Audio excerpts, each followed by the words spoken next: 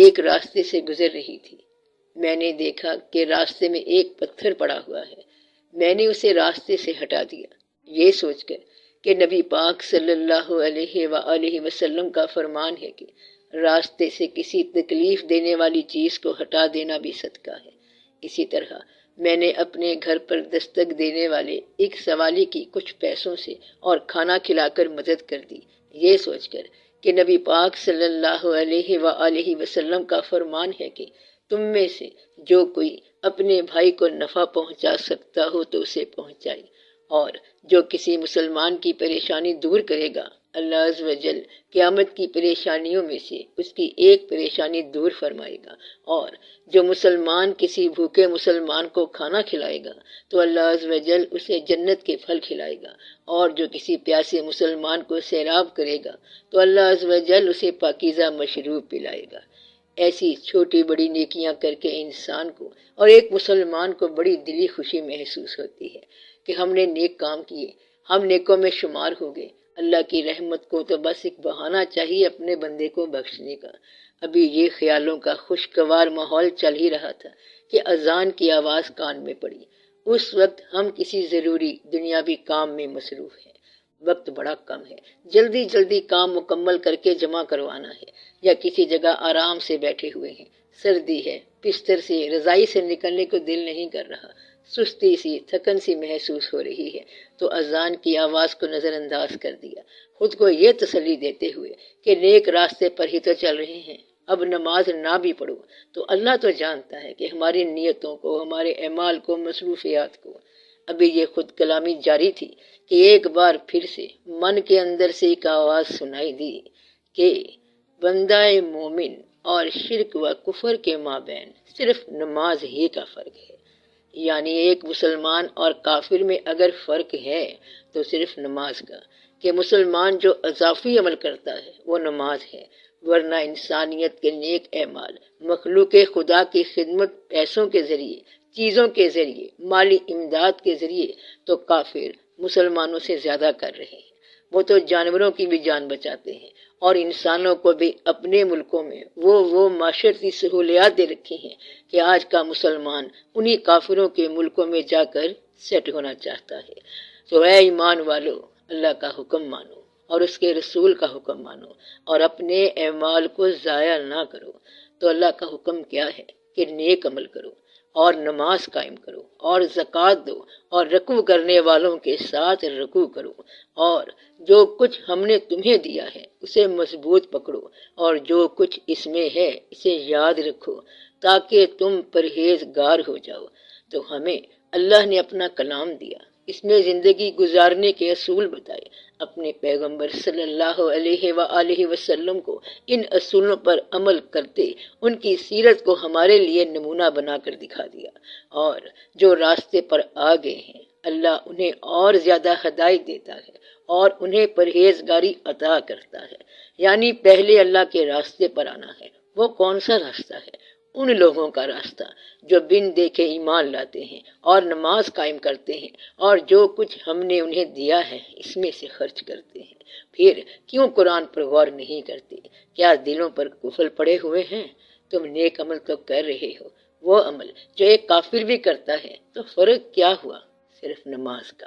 تو ہم جیسے کبھی ایک وقت کی نماز پڑھ لیتے ہیں، فجر پڑھ ہی گئی تو عشاء تک وقفہ ڈال دیا، خود کو تسلیاں دے کر کہ بڑے اچھے کام کیے ہیں سارا دن، نماز رہ بھی گئی تو کیا فرق پڑ گیا۔ اور اسی طرح اگر مغرب کی نماز ادا کر دی تو صبح کی نماز نیند کی وجہ سے ادا نہ ہو سکی، اور اس بارے میں ایک فرمان یاد آ گیا۔ نبی پاک صلی اللہ علیہ وآلہ وسلم نے فرمایا، تم لوگ نیک اعمال کی طرف لپکو ان فتنوں سے پہلے جو سخت تاریک رات کی طرح ہوں گے۔ حالت یہ ہوگی کہ آدمی صبح کے وقت مومن ہوگا تو شام کے وقت کافر، اور شام کے وقت مومن ہوگا تو صبح کے وقت کافر۔ دنیاوی ساز و سامان کے بدلے آدمی اپنا دین بیچ دے گا۔ تو صبح کے وقت نماز پڑھ لی کہ مسلمان ہیں بھائی، کلمہ گو ہیں، رسول پاک صلی اللہ علیہ وآلہ وسلم کے ماننے والے ہیں، اللہ کا حکم ہے پڑھ لینی چاہیے۔ فجر کے وقت تو ایمان والے بن گئے، اور مغرب کے وقت تھکن ہو گئی،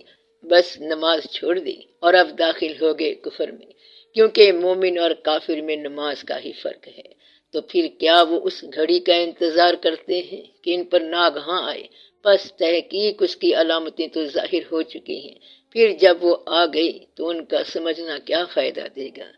وہ علامتیں جسمانی طور پر بھی ظاہر ہو چکی ہیں، جسم کمزور ہوتے جا رہے ہیں اور عمر بڑھتی جا رہی ہے اور ظاہری دنیا میں بھی نظر آ رہی ہیں۔ تو بے شک وہ لوگ پیچھے کی طرف الٹے پھر گئے، بعد اس کے کہ ان پر سیدھا راستہ ظاہر ہو چکا۔ شیطان نے ان کے سامنے برے کاموں کو بھلا کر دکھایا اور انہیں آرزو دلائی۔ شیطان نے آرزو دلا دی، امید دلا دی کہ کچھ نہیں ہوگا، تم نے اتنے اچھے کام کیے، اللہ معاف کر دے گا، اس کو تمہاری عبادت کی کیا ضرورت ہے؟ ہزاروں لاکھوں کروڑوں فرشتے اس کی عبادت کر رہے ہیں۔ تو اے لوگو، بے شک اللہ کا وعدہ سچا ہے، پھر تمہیں دنیا کی زندگی دھوکے میں نہ ڈالے اور تمہیں اللہ کے بارے میں دھوکے باز دھوکہ نہ دے،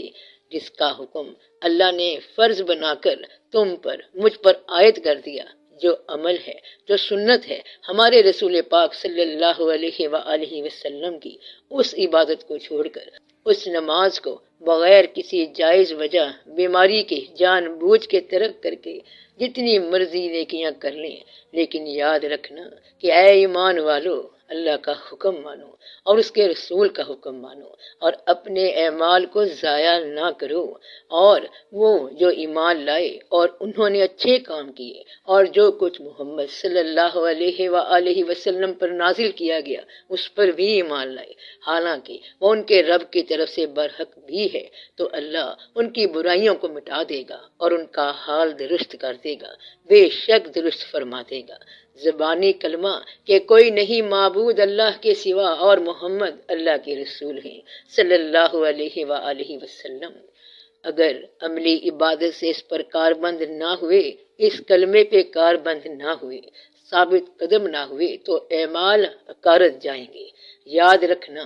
کہ کتے دے گل پٹا ہوئے تے وٹا کوئی نہ مارے، ہم غلام ہیں، بندے ہیں اللہ کے، اور اطاعت کریں گے رسول پاک صلی اللہ علیہ وآلہ وسلم کی، تو اللہ کی جماعت میں شامل ہوئے، اس کے دوستوں میں نام شامل ہو گیا، تو خبردار، بے شک جو اللہ کے دوست ہیں نہ ان پر ڈر ہے اور نہ وہ غمگین ہوں گے۔ جب رسول اللہ صلی اللہ علیہ وآلہ وسلم کی غلامی میں آ گئے تو بے خوف ہو گئے، بے نیاز ہو گئے دنیا و مافیا کے نفع نقصان سے۔ اے لوگو، تمہارے رب کی طرف سے نصیحت اور دلوں کے روگ کی شفا تمہارے پاس آئی ہے، اور ایمانداروں کے لیے ہدایت اور رحمت ہے، اور جو راستے پر آ گئے ہیں اللہ انہیں اور زیادہ ہدایت دیتا اور انہیں پرہیزگاری عطا کرتا ہے۔ تو سب کا بھلا، سب کی خیر، جیتے رہو بہن بھائیوں، بیٹے بیٹیوں، فی امان اللہ۔